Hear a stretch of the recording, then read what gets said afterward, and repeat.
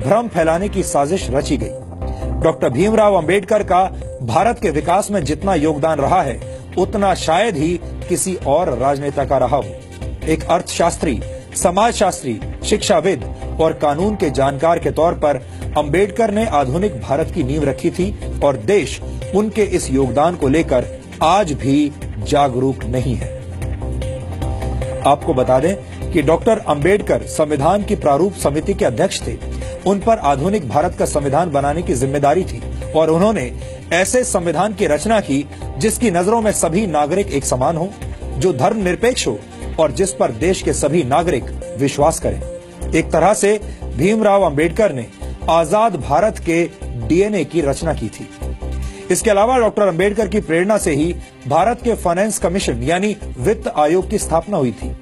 Doctor Ambedkar के ideas से ही भारत के केंद्रीय बैंक की स्थापना हुई, जिसे आज हम रिजर्व बैंक ऑफ इंडिया के नाम से जानते हैं। दामोदर घाटी परियोजना, हीराकुंड परियोजना और सोन नदी परियोजना को स्थापित करने में डॉक्टर अंबेडकर ने बड़ी भूमिका निभाई थी।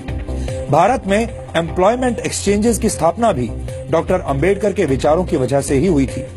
भारत में पानी और बिजली के ग्रिड सिस्टम की स्थापना में भी डॉक्टर अंबेडकर का अहम योगदान माना जाता है। भारत को एक स्वतंत्र चुनाव आयोग भी डॉक्टर भीमराव अंबेडकर की ही देन है। ये वो योगदान है जिन्हें आजादी के बाद की तमाम सरकारों ने हमेशा ही अनदेखा किया है। यानी योजनाएं और विचार अंबेडकर के थे, लेकिन उनका श्रेय दूसरे नेताओं ने लूटा। यहाँ हम आपको भारत के पहले प्रधानमंत्री पंडित जवाहरलाल नेहरू और डॉक्टर भीमराव अंबेडकर के बीच चले राजनीतिक शीत युद्ध यानी पॉलिटिकल कोल्ड वॉर के कुछ उदाहरण भी बताना चाहते हैं। डॉक्टर अंबेडकर जवाहरलाल नेहरू की सरकार में प्लानिंग का मंत्रालय चाहते थे, लेकिन नेहरू ने अंबेडकर को सिर्फ कानून मंत्रालय दिया, प्लानिंग मंत्रालय नहीं दिया। डॉक्टर अंबेडकर विदेश और रक्षा मामलों की समितियों में सदस्यता चाहते थे, लेकिन नेहरू सरकार ने डॉक्टर अंबेडकर को ऐसी किसी भी समिति का सदस्य नहीं बनाया। डॉक्टर अंबेडकर नेहरू सरकार की विदेश नीति से असहमत थे। डॉक्टर अंबेडकर हिंदुओं में सामाजिक अधिकार और महिलाओं को संपत्ति का अधिकार देने की बात करने वाले हिंदू कोड को समाज सुधार के लिए जरूरी मानते थे, लेकिन नेहरू सरकार ने अंबेडकर के मंत्री रहते हुए हिंदू कोड को स्वीकार नहीं किया। यहाँ तक कि डॉक्टर अंबेडकर को भारत रत्न सम्मान देने के लिए भी कोई पहल नहीं की गई। उनकी मौत के 34 वर्षों के बाद 1990 में वीपी सिंह सरकार ने उन्हें भारत रत्न से सम्मानित किया, जबकि कांग्रेस ने डॉक्टर अंबेडकर को भारत रत्न से सम्मानित करने के लिए कोई कदम नहीं उठाया।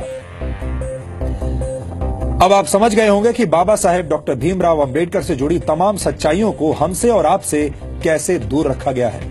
इन सच्चाइयों को जानना और समझना आधुनिक भारत के निर्माण के लिए बहुत जरूरी है। डॉक्टर अंबेडकर को जातियों की सीमा में बांधना और उन्हें सिर्फ दलितों के मसीहा के तौर पर पेश किया जाना उनके साथ बहुत बड़ा अन्याय होगा। इसीलिए आज हम डॉक्टर अंबेडकर के मूल विचारों को आपके लिए डिकोड कर रहे हैं।